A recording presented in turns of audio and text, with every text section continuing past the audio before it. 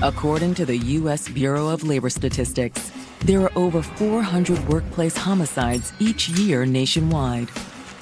Of these, 25% are committed by a customer or coworker, while a victim's relative or domestic partner is responsible for 7%.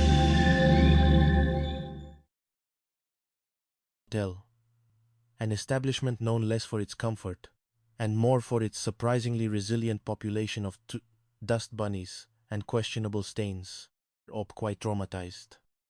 There, the air conditioning valiantly battling the humid oppression of the Cajun Coven afternoon, thinking Mott D finally corner the elusive mugwump.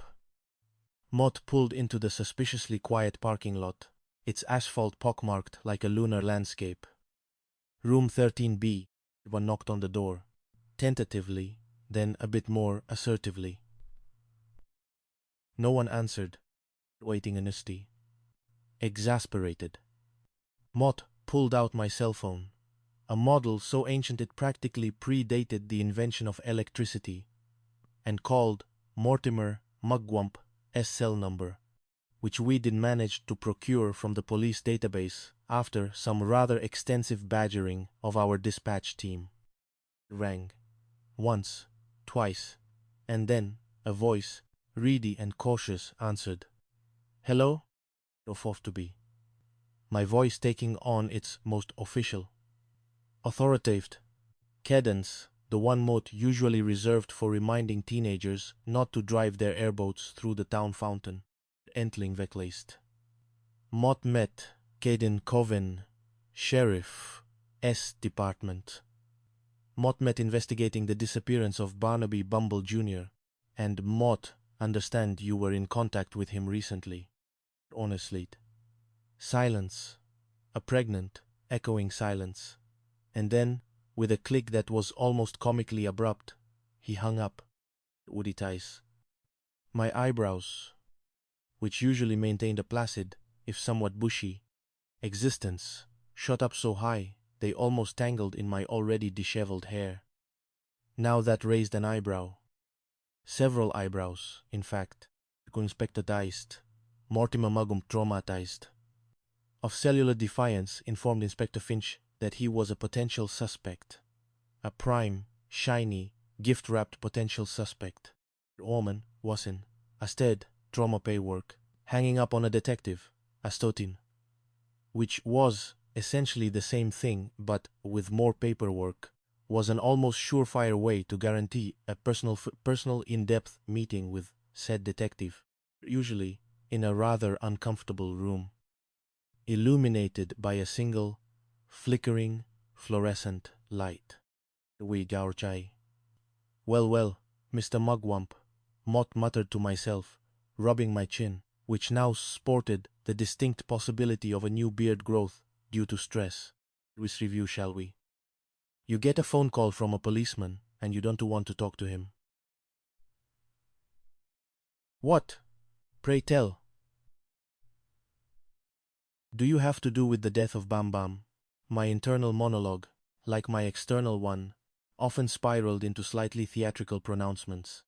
I called him back.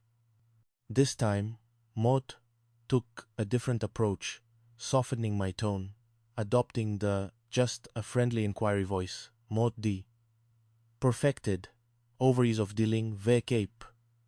He had skittish witnesses, and even skittisher perpetrators, who I motait.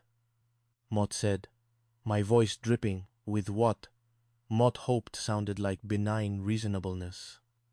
Look, Mott met just investigating the death of Barnaby Bumble Jr., and that's the only reason Mott want to talk to you. Mott met not here to accuse, merely to understand. Community worked. Morty Mugwump, after another moment of agonizing silence that Mott filled with the mental recitation of a rather complex seafood gumbo recipe, began to talk. All right, Inspector, he said, his voice now a nervous squeak.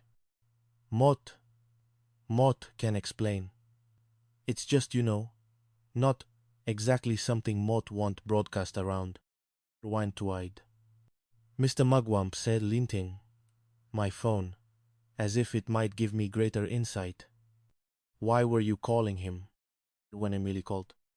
He confessed in a rush of words that planning and a small, private birthday celebration. And, well, we thought we get a little height, just for the special occasion. And Barnaby, well, Barnaby could help us out. He cleared his throat, oining and traumatized. Barnaby S. got this side hustle, see. He sells a little bit of grass now and again. Of course. A side hustle. Like so many denizens of Cajun Coven. Bam Bam apparently supplemented his income. Ve Kepite had a little illicit entrepreneurship. Mott scribbled a note. Drug. Dealing. Offer prize me. Nor, in the grand scheme of a murder investigation, did it particularly matter to me. It didn't really matter to me, Mott would later tell Higgins. It would matter regardless of what his situation was. He was still murdered, and it didn't really matter whether he was a drug dealer or not. Every human life holds equal weight, Officer Higgins. Even those dabbling in botanical distribution. Quan Omotinais. Higgins nodded sagely, looking like he understood, which I suspected he did not. On went on. So, the first call Mott made to Barnaby, he recounted. Barnaby said, "All right, Mott look lunk come by your room at the Sleepy Pelican, and we look lunk make the deal there." Morty sounded genuinely put out, then he never shows up. So, Mott called him back. His voice dropped to a conspiratorial whisper. Contisem, no answer. Nothing, just rang and rang. Occupied, traumatized. A vast and often messy repository of theories and red herrings whirred into action. Was Mugwump lying? Did Bam Bam show up at the Sleepy Pelican? And did Mortimer perhaps overcome him, rob him of his drugs and his money, and then, in a moment of panic, kill him, bawling in the Tentleys, a Bali scenario? Not for Cajun Coven. Impulsive violence over small amounts of cash or product was a depressingly common occurrence. Ostam verplitier. So we got to analyze the data. Mott told my inner monologue. His conversation about the two calls jives perfectly with the phone records, because the second call Morty made only lasted like Murloma, Jaime seconds. Why? Because there's no answer, just like he said. Opie gate, no long commutite. The timeline checked out, the details matched. Bonai, too tight traumatized. Mortimer Mugwump, the snail whisperer and occasional buyer of recreational botany, was, to my surprise and mild disappointment, it as always satisfying to catch a lie. Dropped as a suspect. For now, at least, he simply bought a small quantity of illegal herbs and suffered an irritating ghosting. Happens all the time. I mean, because at this point, we were already 2 weeks behind anyway. Barnaby had already been gone for 2 weeks before his body was even found. The trail, already cold, was now practically frozen over.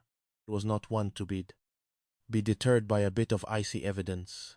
But Mott met going to make sure Mott do everything Mott met supposed to do, Mott vowed. My internal dramatic monologue flaring. That's gathering evidence, talking to everybody Mott can.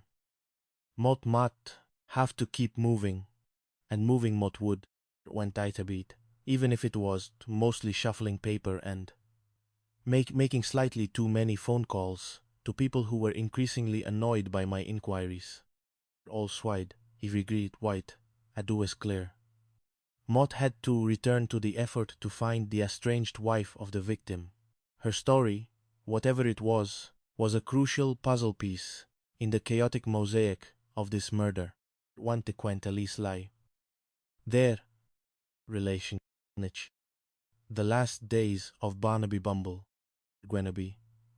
This time, my luck changed, almost inexplicably, as if to take pity on decided, to take pity on my sleep-deprived brain. Finally, after a number of inquiries that mostly involved asking people who looked like they knew everything about everyone, Maud found Serafina Sludge, one Violet. At the time she was working Gullet Foundry as a security guard. A grim, smoke-belching edifice on the outskirts of town, known for its searing temperatures and surly employees. A security guard, Mort mused, in charge of gates and suspicious visitors. How fitting, Vermaltenes. Swaff explained later to Higgin, recounting the thrilling tale. And we spoke to her about Mr. Barnaby, Bumble Jr. Mott took a deep breath. Wachinibi itupa, Olgi Redlace. Was never a pleasant task, especially when you suspected said spouse might have been involved in the estranged spouse. Estrangement from life. Ondi sua low tuglishin, Bushleys. Ferry, wis bluki, at the Iron Gullet. Mott continued, and then we managed to get her to agree to come to the sheriff's department. She arrived looking surprisingly composed, a woman sculpted from severe angles, and a perpetually unimpressed expression. Often and Lucian worked as a security guard. Barnaby, apparently, had worked there also before their separation. Ah, so they shared a workplace. That could lead to some rather dramatic lunchtime confrontations, Mott imagined, in our conversation. Politely, of course. Always polite. My first question, prompted by Mugwump's testimony, was about Barnaby's narcotic sales. Omedium Fritis immediately scoffed.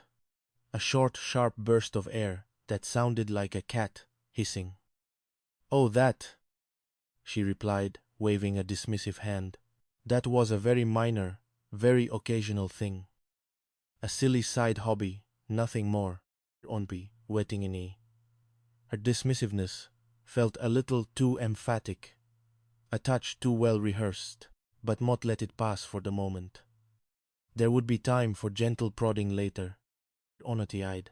Then we moved on to the core of their relationship, their marriage.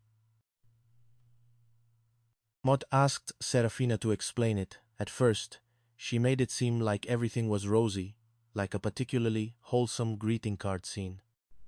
Everything was good, she insisted, her eyes surprisingly devoid of any visible grief. Dramatized. Then, with a slow, reluctant shift, and then her story added, her voice dropping. It was so great, a classic. The trajectory of many marriages, really, though usually not ending in bayou mistletoe flotation. Austin. Maud reported later to my note-taker, who scribbled furiously, periodically correcting my grammar. Serafina explained that she and Barnaby had met a few years ago, gotten married. But money was always a problem. On Sibi. A constant. So ma'u, je, hat, so that they became forced to move in with her father, Griswold Sludge Sr., and her brother, Griswold Sludge Jr., as a married couple. We come cruelly offer, Fatumatais. Living with Ikamlos was a recipe for domestic tension. Add financial strain and an already rocky marriage, and you had the makings of a low-grade civil war. Untinaritin. Barnab bitently that she admitted that they both had issues with infidelity.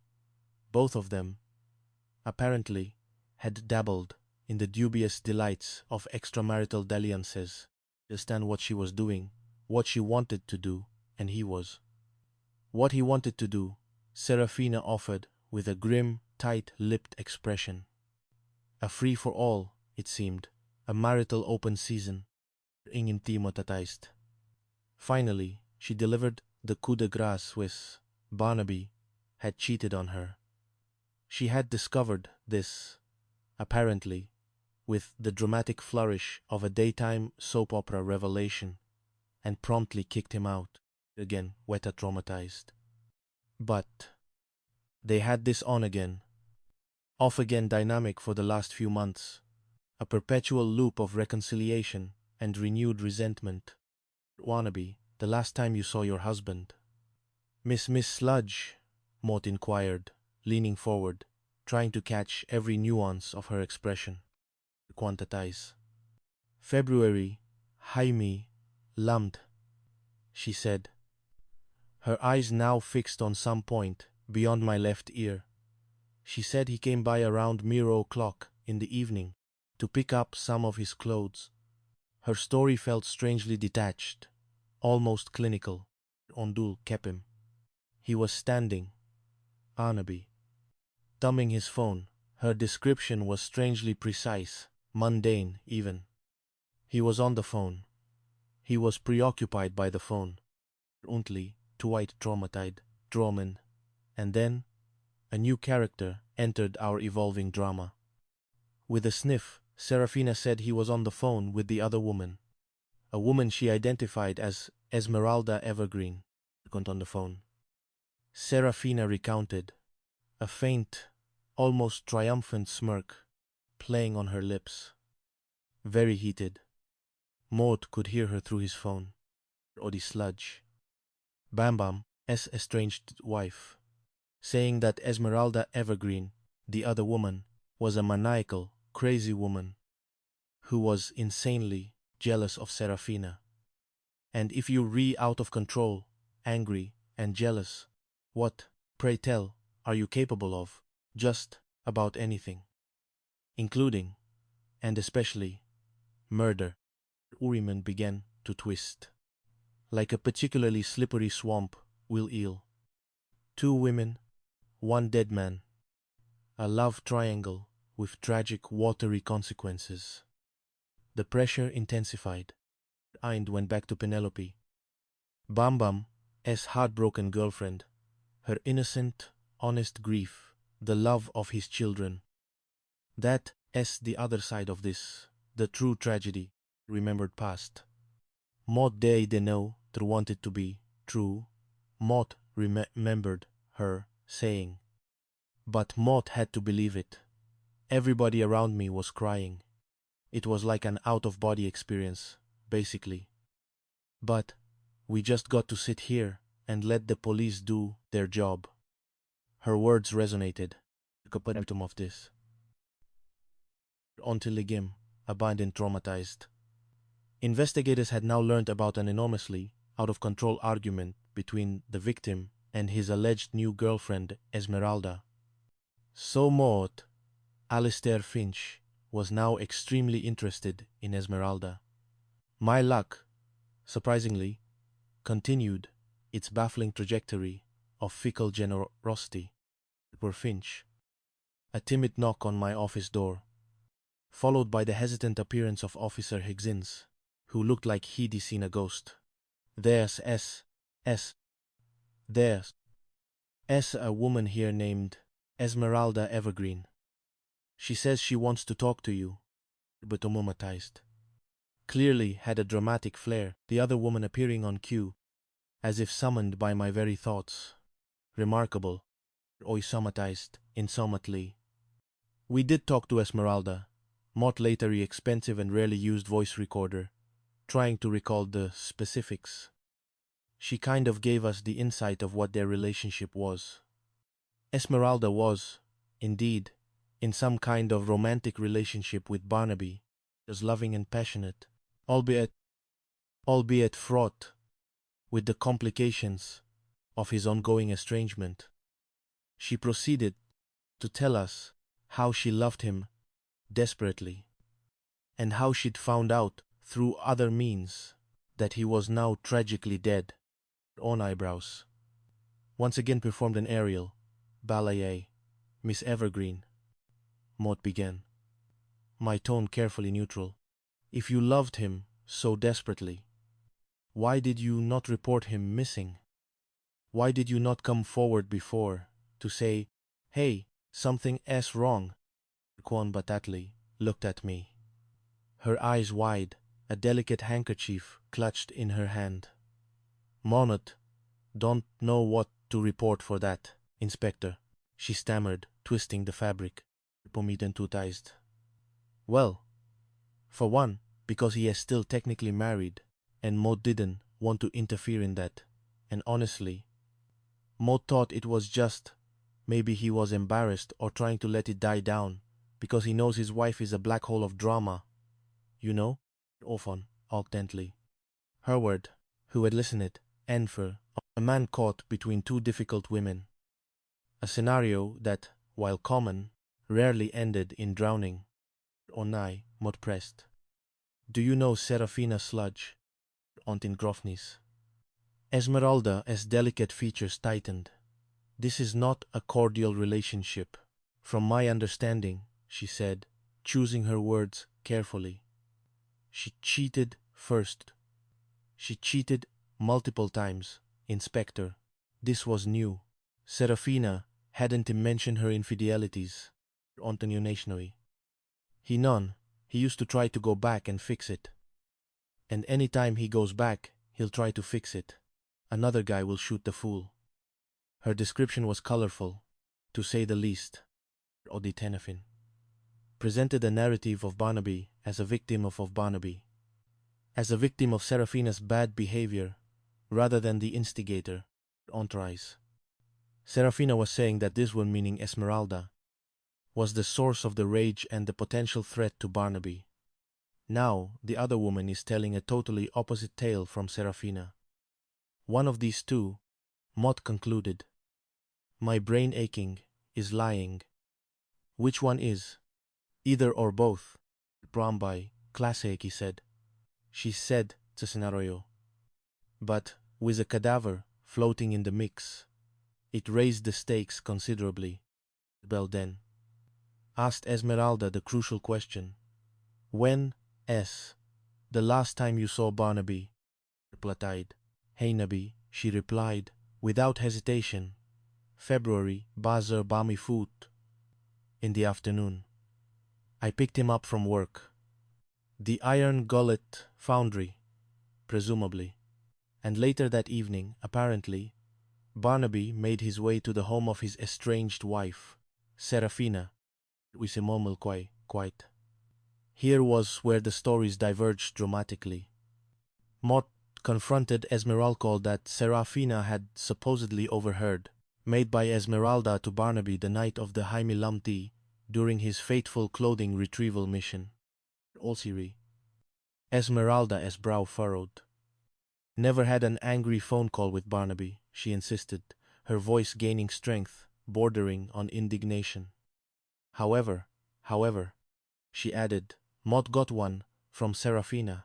My pen paused over my notepad, on Tent House. And he phoned me, and it was from his phone, so, Maud answered. This had been after Muir, right? And Maud, all Maud said was hello. And she started talking, you know, getting all over me. Like, you fed up, you jumped out. Seemed like Maud was a threat. Roughly sentenced. Esmeralda recounted how Serafina had called her, ranting and raving and screaming at me about being the, quote, other woman, unquote. And it was horrible. Her account was vivid, dripping with remembered venom. It was the first time she had ever caught wind of our relationship, Esmeralda speculated. And Maud hung up the phone. And then she called back, maybe 5 minutes after that. And Maud didn't answer. Onshin yumtikonshin, Bani, Abibi, the Baislis, Nofli Matli. Doing the cussing and threatening, Maud guessed she had learned about the relationship, and she was mad. Maud Kano, he kept that she didn't like him, and didn't want to see him with anyone else, but Maud didn't think she'd lose it. Been intently. Can Maud be softened on? My voice calm, but firm. She handed her cell phone over to the detectives, a smart device that seemed impossibly sophisticated compared to my ancient relic. Higgins, surprisingly adept with modern technology, reviewed her text history and call logs with practiced ease. Commatuously. Inspector, Inspekens announced, "This exactly confirms her story. There is an incoming call from Serafina, sludge S number, after Muir PM on February Haimilam Trinhing, then another, in Be Quiet Traumatize. And then, a series of rather colorful text messages from Serafina S. Phone to Ms. Evergreen, consistent with an angry, jealous rant, or Beota are lying. Theory shifted dramatically. Esmeralda Evergreen, it appeared, was not a killer. She was just a heartbroken woman who had lost her boyfriend and suffered a verbal assault from his enraged, estranged wife for her trouble. All the traumatized, one more traumatized, now began to reconfigure itself. Mott understood that Serafina was the jealous rage factor, not Esmeralda. The narrative of an innocent but tormented side piece began to make far more sense than that of a maniacal murderer. Esmeralda wasn't done. "Oh," she said, almost as an afterthought. "There's something else. Sarah, Fina S. brother, Griswold Jr., and her father, Griswold Sr. They don't get along with Barnaby either. Junior S. always put in the mix of their issues and their marriage. So, she explained, in universal wisdoms, the brother is going to take his sister side. He's a fierce defender of his sister, a real busybody. And the father, Griswold Sr., he hates Barnaby, absolutely despises him." Ome traumatized. She also went on to say that Sech, Wald Sludge Sr., Serafina S. father, considered Barnaby a bad influence on his daughter. Saw and her brother, Griswold Sludge Jr., saw himself as his sister S. self-appointed bodyguard, always inserting himself into her various domestic squabbles. So now, a whole new cast of characters entered the fray. We had effectively eliminated Esmeralda, freeing her from the rather large shadow of suspicion. We were now left squarely Vekep I te had Serafina and her fiercely protective, potentially murder-minded family. Oi, were bolkriet he find. I bites, a not wide, wanna beast. My head, which Sulal offered oft thoughts of pakan pie and comfortable napping positions, was now spinning with a complex tangled web of infidelity, animosity, and potential family-fueled violence. Tension. Buys. Mott was buried up to my neck in a steaming metaphorical gumbo of motion, lies, finger-pointing, and an extremely complicated web of familial dysfunction. Lost. A lot of sleep. Trying to figure it out, Maud confessed to the quiet walls of my office later that night. And just making sure that you cover every aspect of it. Ot knew. Maud had one singular tangible, precious thing. The only physical evidence recovered. The wire. The peculiar speaker wire used to bind the victim. That could be the answer to this perplexing conundrum. Because where, Maud pondered aloud, did that come from? But it could have been speaker wire. Maud repeated to Higgins, who had fallen asleep in his chair, dreaming, presumably, of police academy cafeteria food. And a lot of places in Cajun Coven sell speaker wire, officer. Many places. Many places. My plan was simple, if somewhat laborious. Only netlik, ban je white wiring, ban by traumatized, hypermark, list nissen, if there was any kind of wiring that looked like that wiring. Or straightforward, if the culprits had bought the wire locally, we could trace it. Theoretically, we could have theoretically pulled surveillance footage from stores and seen if we could see them buying it. A long shot, but a shot nonetheless. Wannabe, trommelwoer wannabed. Mort spent several tedious hours Fuelmart, much to the amusement of the night staff, comparing the grisly evidence with every coil of copper in the electronics aisle. When in the tie, we contacted people that worked in those departments. No one, it seemed, had bought any recently. No one, furthermore, even sold the precise kind of cheap, flimsy speaker wire that we had in our possession. It was a bust. A thoroughly unsatisfying, frustrating bust. Muffy. Discouraged, but not defeated, I decided to pivot. Maud remembered Esmeralda's tip about Griswold Sludge Jr., the overprotective brother. He works at a garage. Inspector, she said. A mechanic, and he is good with electronics. That last detail lingered. Omdion traumatized. We had yet worked on cars, Mott told Higgins, who was now rousing himself with a grunt. And he may have done some audio stuff in the past. Installed stereos, subwoofers, that sort of thing.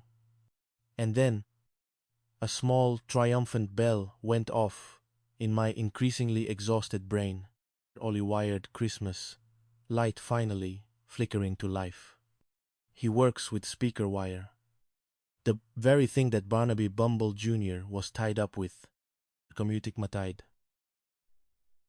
Mott, a greasy, cacophonous cavern filled with the mournful groans of distressed vehicles and the aroma of burning oil, scolding of course.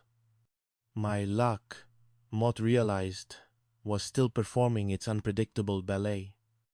But the manager was a gruff, fellow named Grease Gus, Griswold Slut Jr., Mott asked, flashing my badge with what Mott hoped was appropriate gravitas. The blackened rag grunted. Well, Mott do. Howdy, but he only comes in a couple days a week. Part-time. Installs radios in people's cars. He squinted at me, wiping grease from his brow. He has got a real knack for it, if Mott met, honest. Little whippersnapper, when in tuned. My heart hammered. Do you have any of the wire here that he uses, Gus? For installations? Often tight. Gus shrugged and pointed stack of spools in a dusty corner. Should be some over there. He buys it in bulk. Off traumatized. Mott practically lunged for the spools with trembling hands. Mott compared the wire from the crime scene to the wire in the garage. My initial optimism, however, was immediately doused like a flambe, gone wrong. They were different, noticeably different. Thicker, higher gauge, clearly superior quality on flimsy stuff. Was cheap, flimsy stuff. Party was Bauvid. We were not able to locate anything that connected. The wire that Mr. Barnaby Bumble Jr. was bound with, Mott lamented to Higgins, feeling a fresh wave of defeat. Vekep a et hat over me. It could have practically came from anywhere. Another dead end, crime scene. Another Clyde, frustrating loop in the tangled spaghetti junction of a crime scene. Almatize. Mott understood that we had no crime scene of discovery, certainly. The Bayou, mistletoe, quietly flowing toward the Atlantic Ocean, carrying its silent, gruesome passenger. But where was he killed? Traumatized.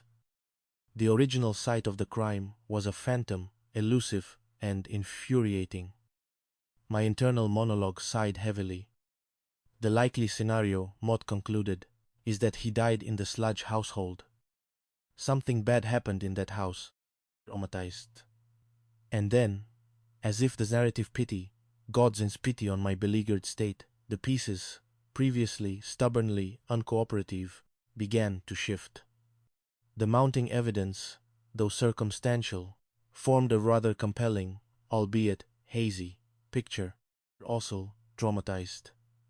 The Serafina and Esmeralda, the known animosity of Serafina's family. The fact that the last place Barnaby was seen alive was at Serafina's house. Abortion traumatized.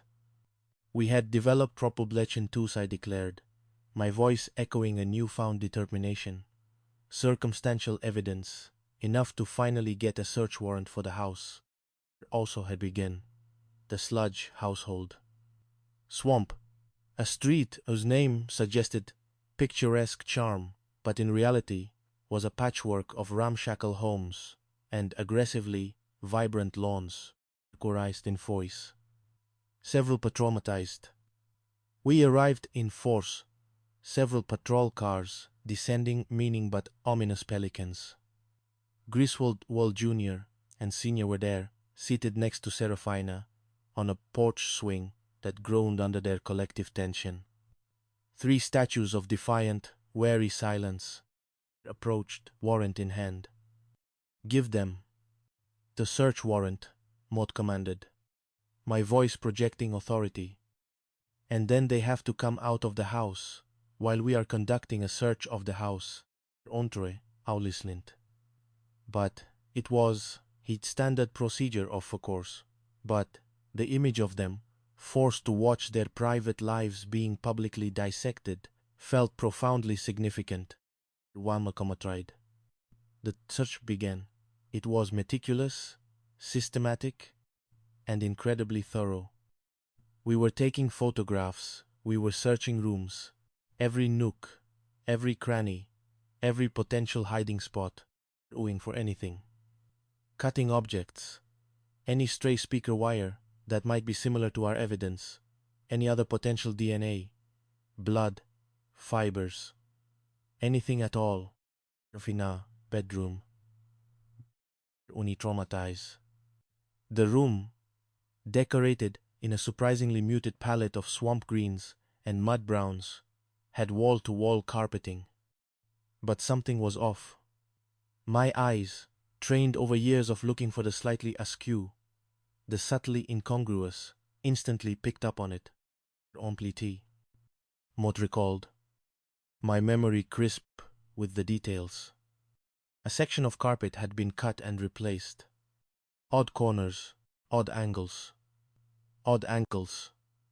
A terrible patchwork job, completely uncharacteristic of the otherwise rather tidy, if aesthetically bland room. Ostetized. The replacement piece was too new, too clean, contrasting jarringly with the faded, worn original, offing it traumatized. Now, Maud mused aloud. Mostly to myself, though Officer Higgins offered an entirely unhelpful theory about carpet eating gators. We pulled up that freshly inserted piece of carpet carefully, delicately, traumatized. Underneath, what we found made my breath catch in my throat. We removed the carpet padding, and then, under there, on the subfloor, there was what appeared to be a stain of some sort. A dark, telltale splotch, muted by the intervening layers, but unmistakably present. On B. Duoit. Wast. We did the presumptive test. Mott recounted later, a slight tremor in my voice as Mott remembered the rising anticipation, the sudden, stark reality, and it came back positive for blood. Orchid. Blood, a great gaping crimson. Maw in the cold, hard wood of the sub-floor. Barnaby's blood, almost certainly his final resting place before the callous indignity of the bayou mistletoe. Obi pinicized. Oh no, it was so much blood. It wasn't just the carpet pad that was soaked. It had seeped through, a morbid osmosis, staining the very subfloor itself, like there had been an attempt. A rather panicked and ultimately inadequate attempt to clean up the blood. A scrubbed, faint halo around the edges of the stain hinted at frenetic, desperate activity. Instead, We spent hours in that room, Mort reported to my captain, a man whose jaded expression usually only softened for homemade pecan pie. We found several locations of blood. More unsettlingly, we found traces of high-velocity spatter on the walls, a fine, almost imperceptible mist of crimson. Untlist. Blood spatter. It wasn't caused by a dainty nosebleed or a scraped knee. Blood spatter comes from blunt trauma, from cast-off blood, from striking or beating someone, and probably with an instrument, or maybe fists. Something bad happened in that room. Officin, offilis. We are notification. Certainty. We could tell by that amount of blood. Beginning again. So, we processed the house. We collected every piece of forensic evidence we could find. We packaged it carefully, meticulously. And then we sent it all off to the lab, holding our collective breath, unequivocally certain. This needed to be Barnaby's blood. It was the linchpin, the ultimate, undeniable truth that would blow a gaping hole in any alibi. The lab tests were performed, a meticulous ballet of chemical reagents and microscopic analysis. When they came back, solidified our grim understanding. It was, in fact, Barnaby Bumble Jr.'s blood. Bumble Jr. met his end. In Serafina Sludge's bedroom, the scale of the discovery was immense. Blood. We had the binding of a male victim. This was not something that any reasonable person would believe was done by one person. To overcome a man, bind him with speaker wire, beat him to death, and then dispose of the body. On people, Mottendood, can do that rather easily. Suddenly, the family animosity, the aggressive protectiveness, coalesced into a chilling possibility. This, Mott concluded, my heart heavy with the grim realization, was all a family affair, offenishized. Espetent, with the irrefutable evidence of bedroom floor, Serafina became our immediate prime suspect. We brought her in again to speak to us. This time, there was no gentle prodding, no subtle inquiries. This time, we laid it all out. Antisist. There is blood in that house, Miss Sludge, I stated, my voice firm, devoid of its usual comedic inflections. The circumstantial evidence only argument, though still legally applicable, felt suddenly flimsy in the face of such stark biological reality. Ondol White. So what we know, Mott continued, sliding the evidence photos across the table. We're not talking about a speck of blood like that. Mott pointed to a tiny smear on the photo. We're talking about saturation on my night. The gruesome, deep, red stain clearly visible through the wood grain. Look at this saturation on the subfloor of blood. This is not a speck. This is how big his blood is. That's your little bit of blood, Miss Sludge. Una, though visibly shaken, still clung to her desperate fashion. This has anything to do with him being hurt? No, Mott do not. Her denial, thin and brittle, cracked under the weight of the evidence. Quandrit, do you know any time? Bled that much, Miss Sludge? Mott pressed, my voice low. Is that a nosebleed? The sheer absurdity of her continued denial sparked a flicker of my usual sarcasm. It is not a nosebleed, she insisted, her voice rising in protest. She claimed it was a nosebleed. Would recounted later, with a weary shake of my head, was Miss Sludge. Miss Sludge, there is just so much blood. Modei no to know how it could be a nosebleed. In fact, Modi told her, leaning across the table, my gaze unwavering. Miss Sludge, You could have had a fire hose up your nose, and you would to produce that much blood. Komi Rocklight, her face paling. Mott have no idea where this came from. I swear, Inspector, call this sludge. That is a life-threatening injury, Mott think. I paused, allowing the weight of the words to sink in. You can't deny it. We bosun. She insisted, her voice barely a whisper, a strange, hollow tone.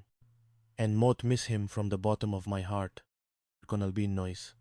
Monidly gay.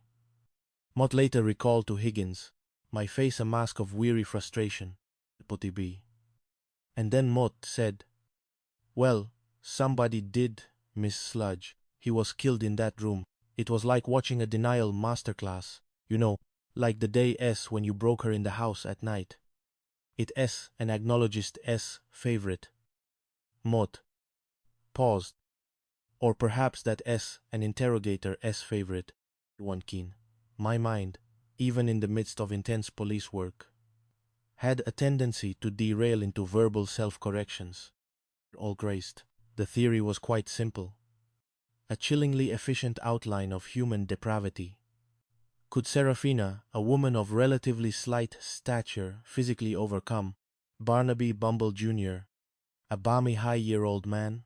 Could she bind him with speaker wire? Could she assault him to the point of death single-handedly? Pick up and remove a dead body and throw it in a river? Not by yourself. You can Miss Sludge. Quiet, she needed help. Help from her fiercely loyal, protective, and equally animosity-filled family. The father, Griswold Sludge Sr., who hated Barnaby. The brother, Griswold Sludge Jr., who saw himself as his sister's bodyguard. Contingetized. A chilling phrase, often whispered in hushed tones around the precinct, echoed in my mind. The family that kills together, stays together. We were getting honest answers from her, Mott admitted.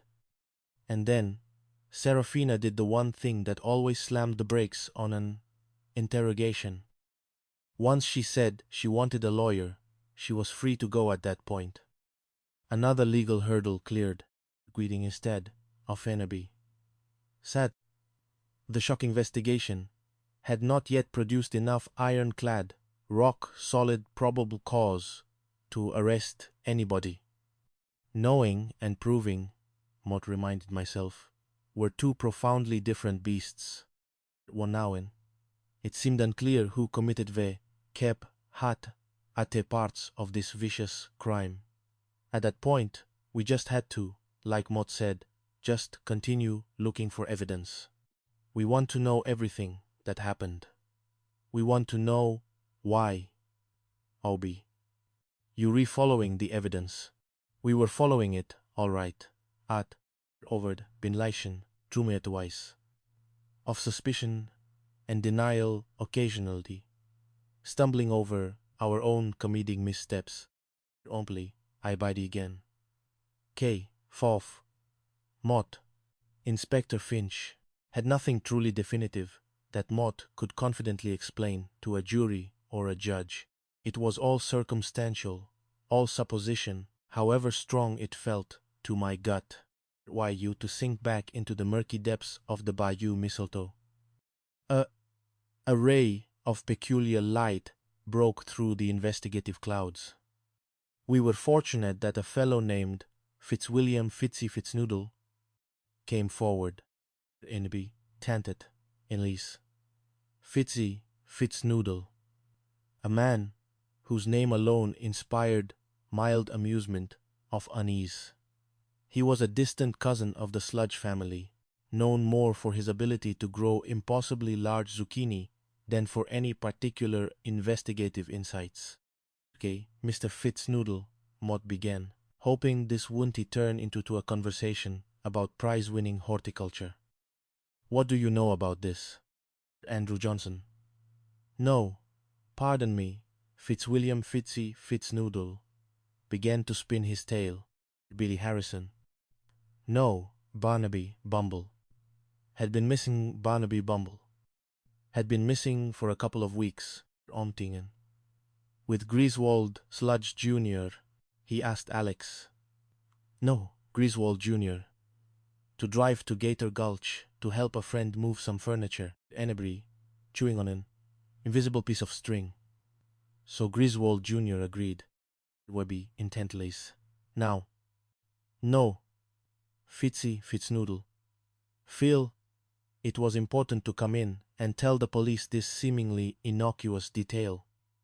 Because, he revealed, a little sheepishly, that Griswold Jr.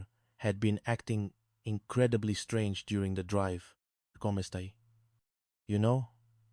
Like he had a secret that was eating him up inside. And then Fitzy leaned forward, his voice dropping to a theatrical whisper. He started laughing, almost to himself, and he said, Yep. Mott met, not the only one who cleans up messes. It was a nasty one, Gonchino for it lies. We, most in it. It was bad. Fitzy, suddenly looking terrified, added, Mott mem, like, man, you got to be kidding me. Umandumi, elegant. Investigators, over Fitzy S. name muddling, knew that his story was important. We needed to confirm Fitznoodle S. story, especially the part about the Gator Gulch trip. We obtained Griswold Sludge Jr. S. phone records, explained.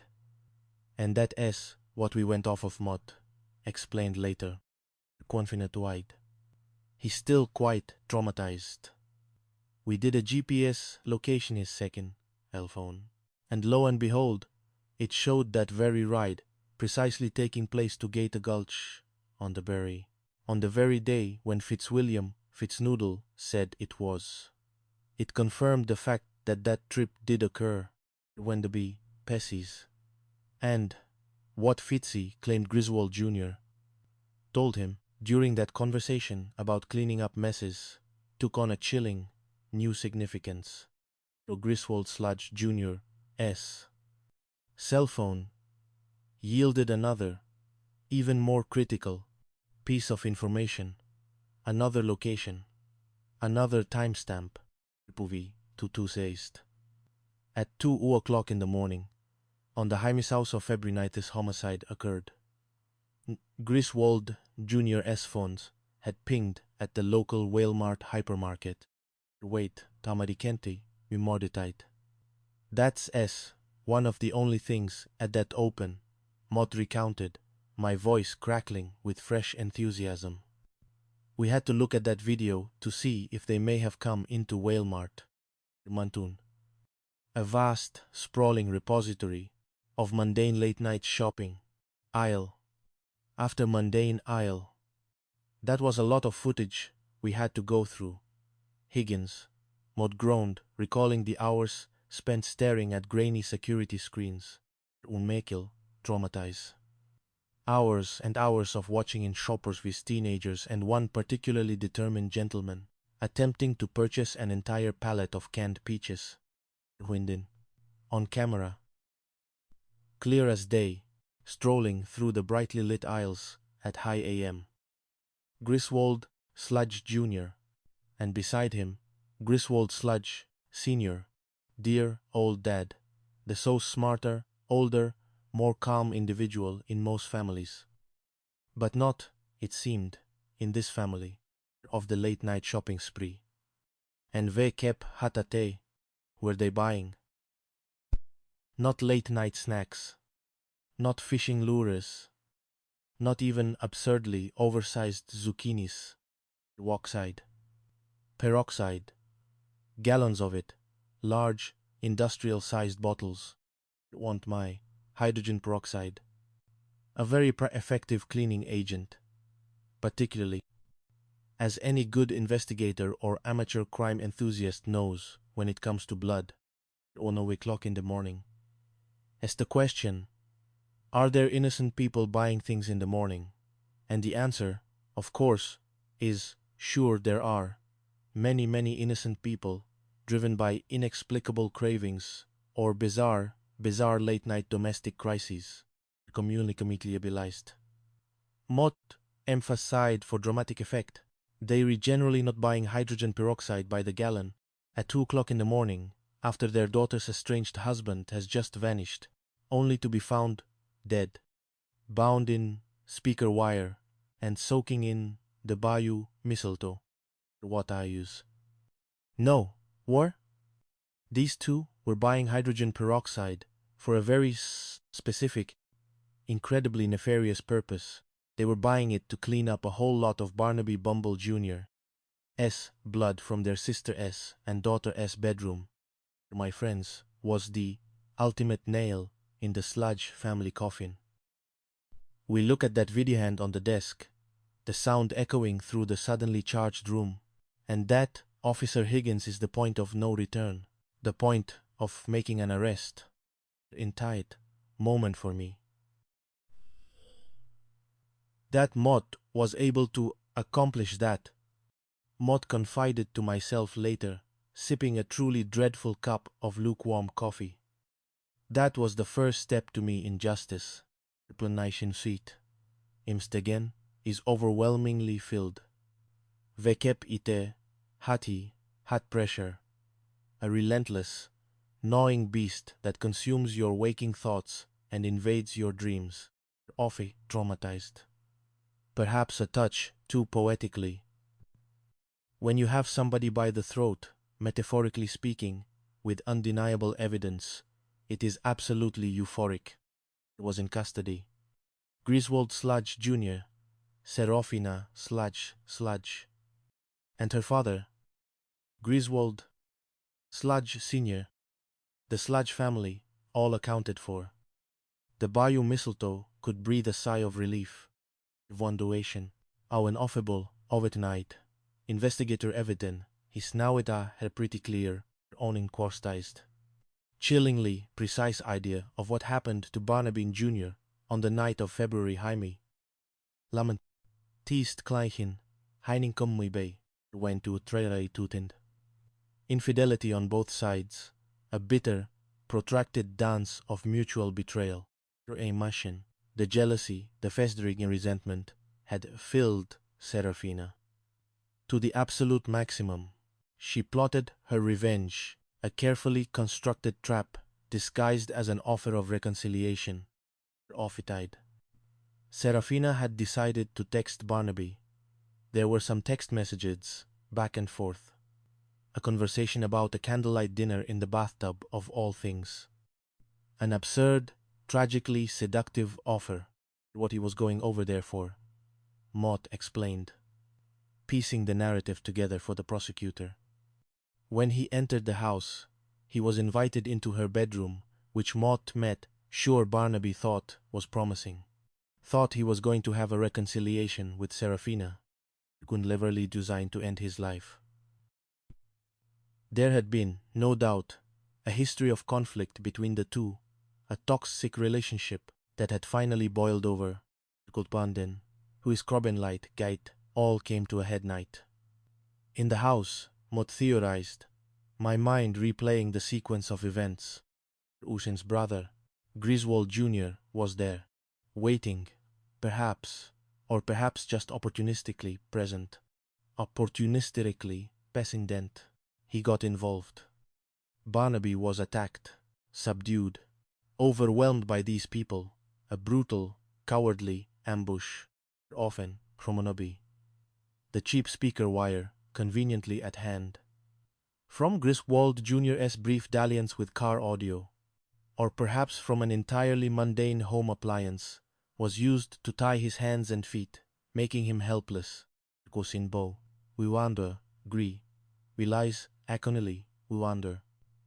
The coroner, Dr. Acony Pincers, had been unable to determine the exaconism of death due to the advanced decomposition, and there is certainly no evidence, Mott conceded, to say which of these persons delivered that fatal blow.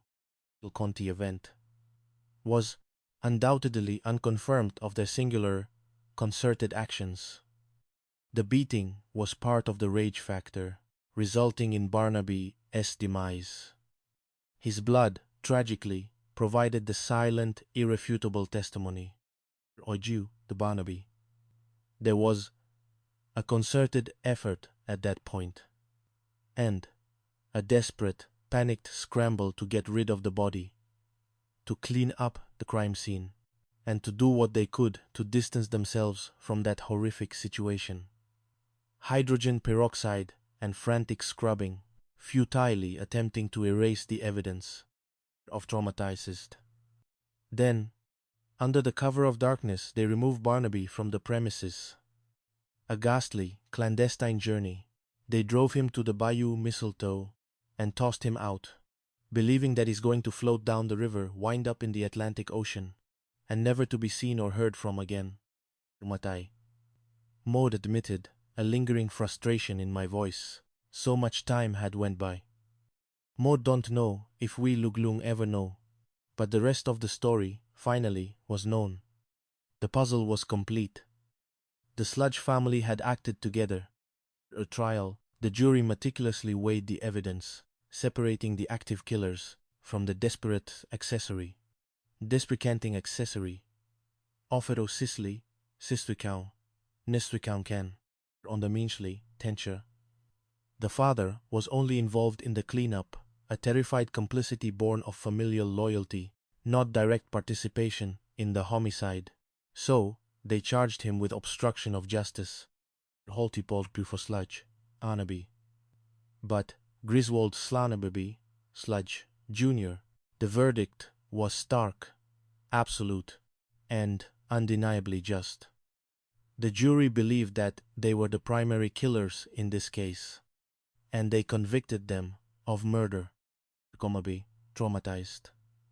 In the end, the judge, a stern but fair woman named Judge Prudence Pettigrew, sentenced Serafina and her brother, Griswold Jr., to Bami Bay years in prison each, a long grim twilight of consequence, and sentenced the father, Griswold Sr., for his misguided assistance, to 8 years, months of agonizing and work.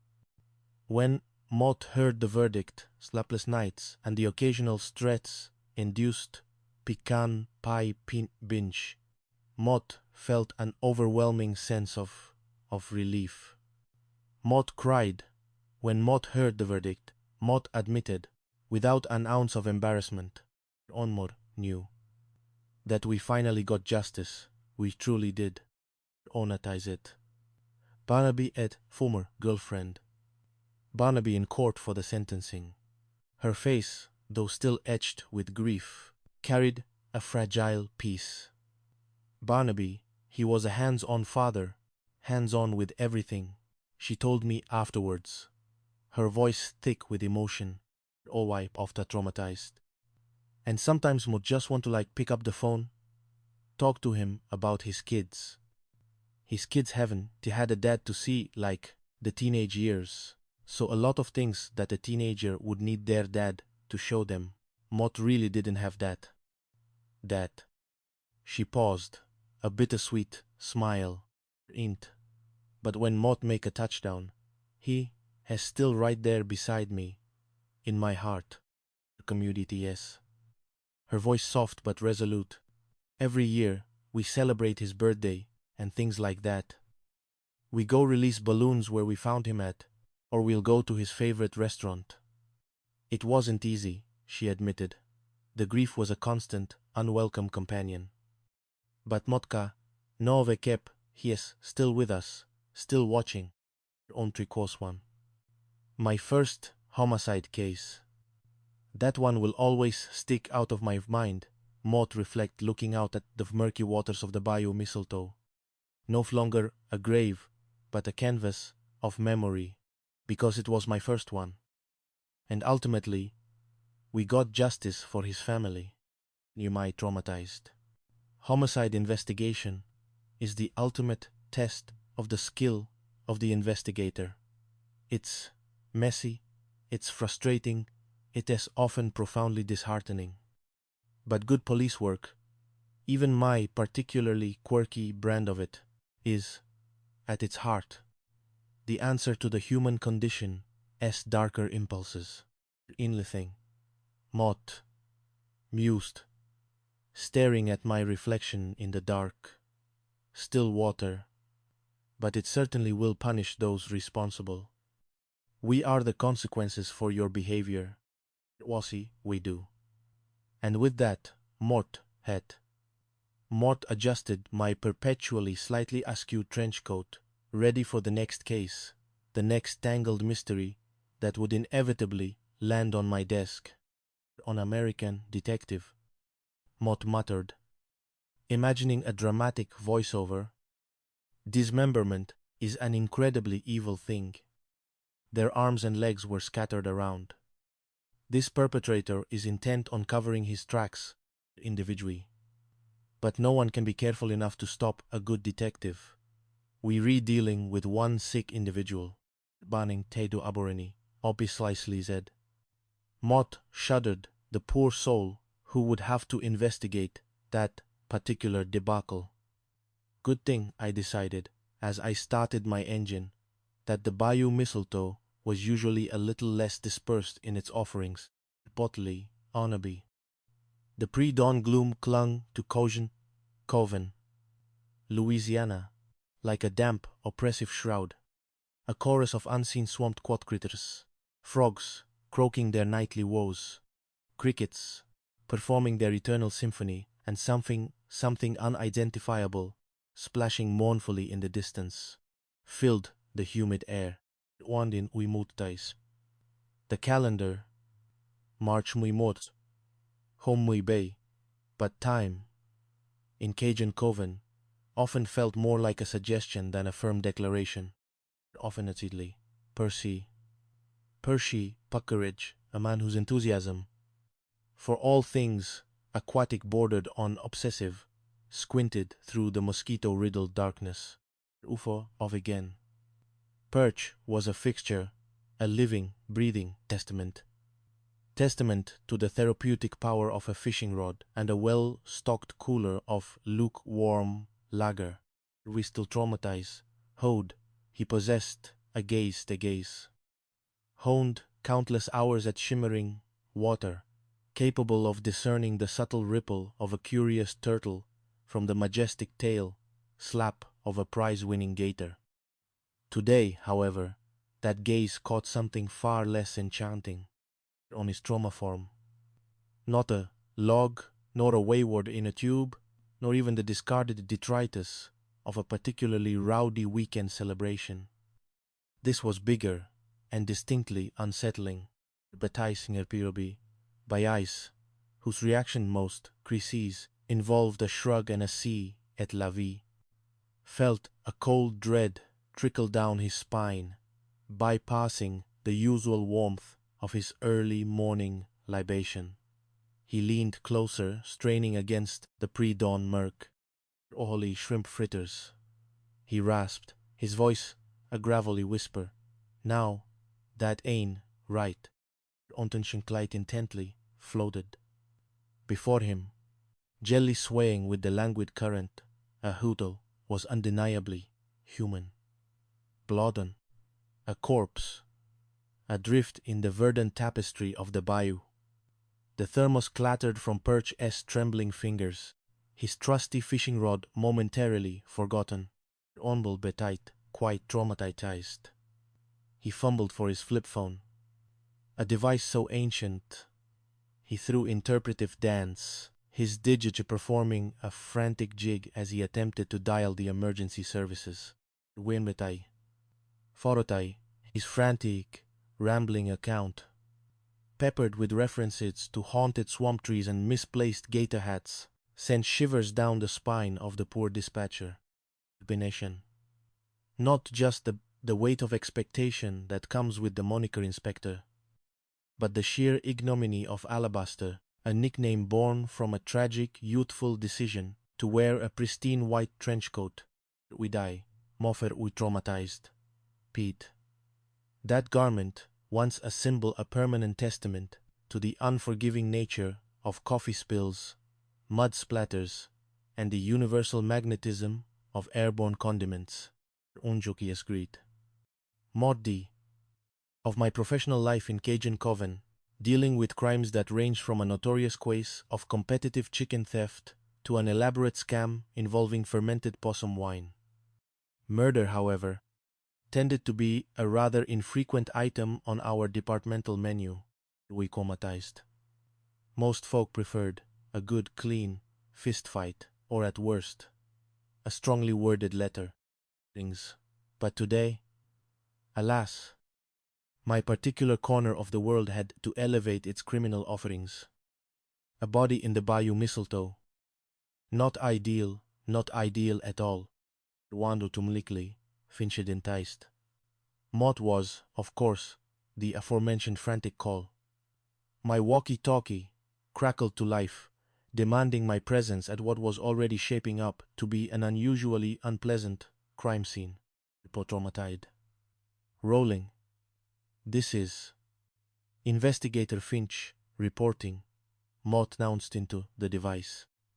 Striving for an air of steely professionalism, even as the persistent whine of mosquitoes around my ears threatened to disrupt my composure. Almond, Eventlet, Barnaby. Affectation.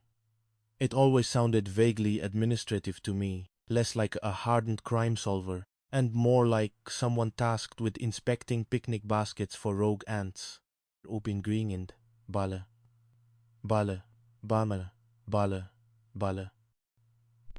Meaning we covered the entire crypt of local delinquency, from daring raids on the annual Mardi Gras float supply to baffling instances of spontaneous combustion of unattended grills. No 2 days were ever the same. On what died. So, a normal Tuesday could erupt into a high-stakes, cross-parish chase involving an escaped pig and a bewildered poodle. Such was life in Cajun Coven. And in my professional estimation, this job wasn't just my life. It often felt like it consumed my life. Unti Ofrio 10. My last serious relationship. My last serious relationship parlor. A woman ended when she foresaw a future of uninterrupted bachelorhood for me. A truly crushing blow, not least, because she was usually eerily accurate. In poistod. Doma doenabi. Illist. The sheriff office, bless their hearts, had already dispatched a number of deputies, who stood clustered nervously at the muddy bank of the bayou, looking as though they didn't rather be anywhere else. Humorous task of retrieving the deceased from the water. It wasn't a dignified process involving several long-handled nets, an impromptu boat hoist, fashioned from a gator trap, and a great deal of grimacing. It resembled a particularly morbid episode of extreme fishing, but with far less recreational appeal. My first, perpetually optimistic thought was, could this be an accident? A fishing mishap, perhaps? A misplaced tap that turned aquatic? People in Cajun Coven had a peculiar relationship with water. Often what, sometimes, entered intentionally, sometimes due to a sudden fit of excessive revelry. Unfortunate traumatized. With a collective groan from the deputies eased onto the bank, my optimistic theories dissolved faster than a sugar cube in a swamp latte. No, this was no accidental plunge. The evidence was glaringly, brutally clear. Traumatized. His wrists, his ankles, bound tightly, with something that looked remarkably like a rather cheap variety of speaker wire. Not polite rope, not dainty ribbon, not even the duct tape that served as the universal adhesive of the South, but speaker wire, obimomatized. That, to Inspector Alistair Finch, was less a clue and more a neon sign flashing. Homicide. One does not simply fall into a bayou with one's limbs prepackaged in an audio accessory. Uni, again. Discovering a victim floating in the water does just complicate a case. It essentially in several layers of bureaucratic cling film and throws it into a black hole of evidentiary ambiguity. Water, you see, is a remorseless destroyer of forensic dreams. Instrumentized. It bloats, it discolors, it strips away, turning a once identifiable human being into a rather indistinct, waterlogged conundrum. And the South, with its simmering heat and fluctuating temperatures, even in early spring, only accelerates this grim transformation. Kofil Biskol, Bor, Pencil Gibikel, was well beyond what any reasonable person might term recognizable. Something akin to a poorly kneaded lump of dough, left out in a thunderstorm, might have been more accurate, though decidedly less professional for a police report. Promoting identification. Identification, from mere visual inspection, was therefore out of the question. On the scène, the Polt, on duplit out. Of a proper full-blown murder case began to settle in. A small persistent voice, much like an insistent gnat, buzzed in the back of my mind. A peculiar thought that had been nagging at me for the past 2 weeks. The missing person, Weedel began, Angst, whose sudden stiffery disappearance had left a trail of anxious loved ones, remembered Miss Penelope Petal vividly. Her name, a delicate, whimsical whisper, belied her fiery personality and prodigious talent for baking, a talent often accompanied by an equally prodigious talent for setting things on fire in the kitchen. Walked into my office a fortnight prior. A whirlwind slightly singed hair, to report her boyfriend missing. All Junior, she did tearfully explained, dabbing at her eyes with a rather charming embroidered handkerchief. But everyone calls him Bandkerchief. But everyone calls him Bam Bam. Her voice trembled with a genuine distress that even my cynical, case-hardened heart found affecting. Order of my 2 children, Inspector. But he calls have lived together anymore, every night, without fail. He hasn't he called in 2 weeks, ruminating intently. 2 weeks, the timeline chillingly matched. A man with children, with loved ones, with established routines, they simply didn't vanish into the ethereal void. Not unless something truly unpleasant had transpired. 1. My instinct Dean. My jus only reliable for discerning a good rue from a disastrous one, began to clang like a church bell in a hurricane. Penelope, between gulps of lukewarm coffee provided by my eternally exasperated desk sergeant, offered further details. Barnaby, she recounted, was Bamehai, an African-American male, not particularly helpful in the diverse tapestry of Cajun Coven, where every other person seemed to be either Barnaby or a cousin of a Barnaby. But then the critical detail, a lighthouse in a sea of generic description sense. He has a rose tattooed on his inner right forearm. A rose on a bay, not a barbed wire armband, but a delicate, almost poetic bloom. Highly specific, highly useful. The content of this particularly unsavory puzzle began to coalesce white.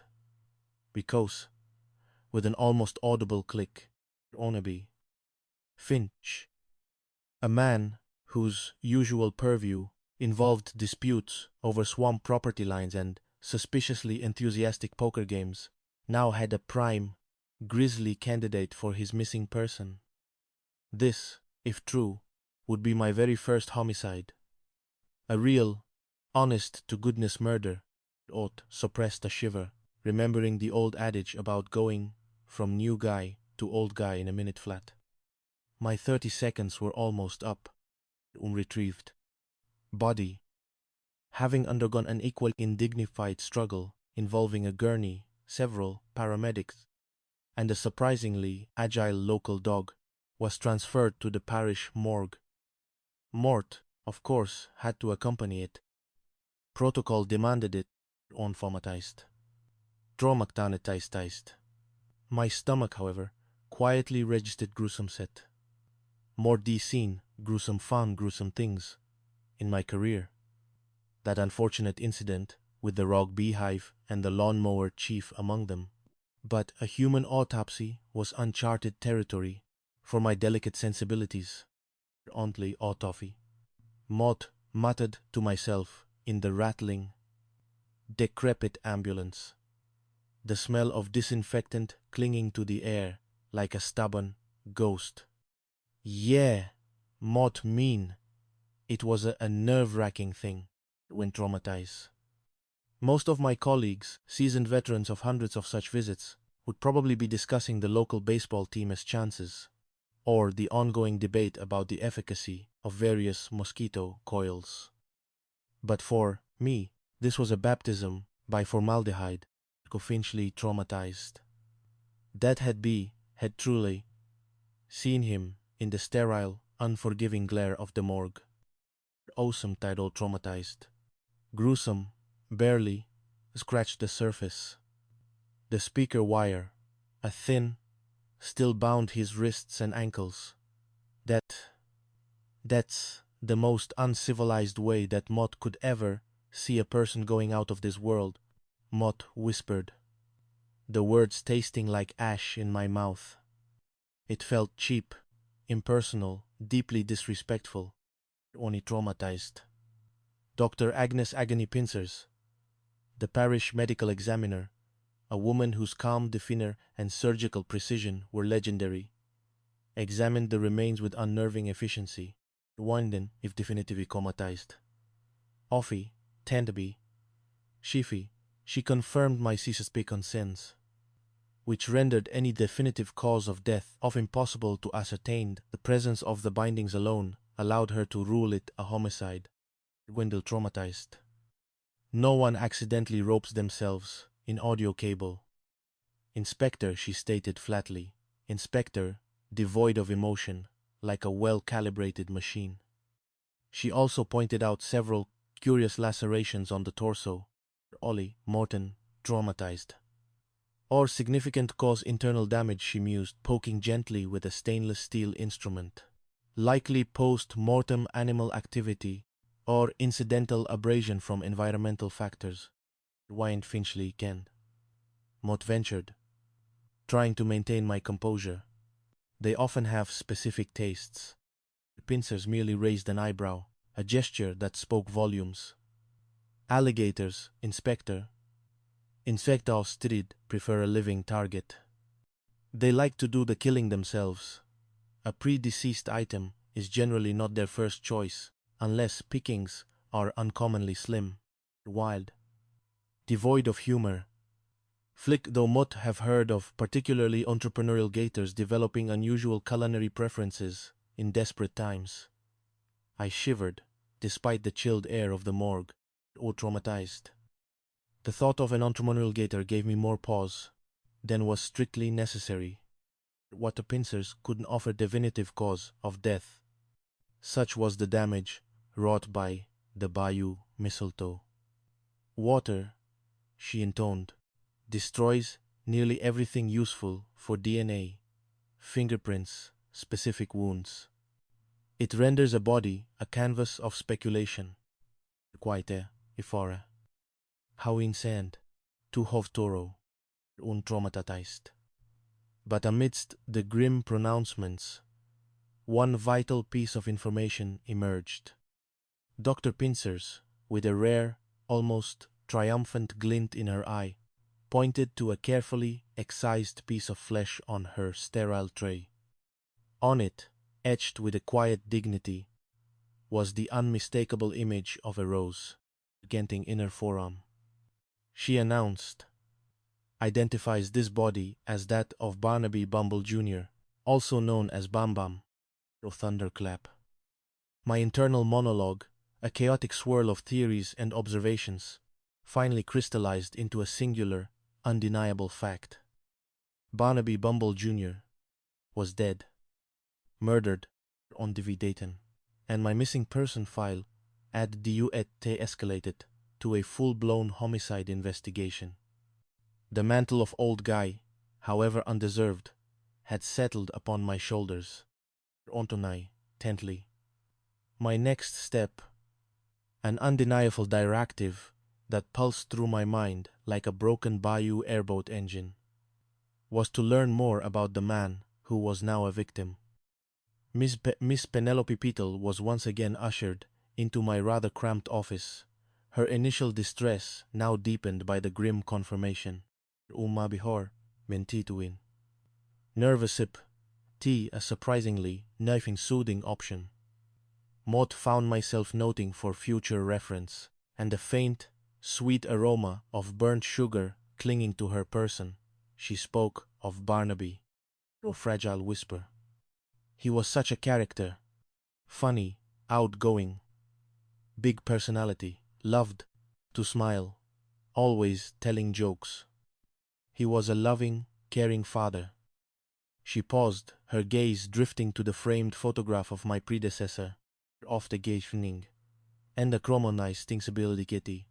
Also of a crobby, or strong gut feeling, and a copious amount of whiskey, pomatized. My dad, she corrected herself, remembering her daughter's words, was goofy, joyful, active. We always watched the Bayou Boogman games together. A fond memory seemed to momentarily soften the edges of her grief.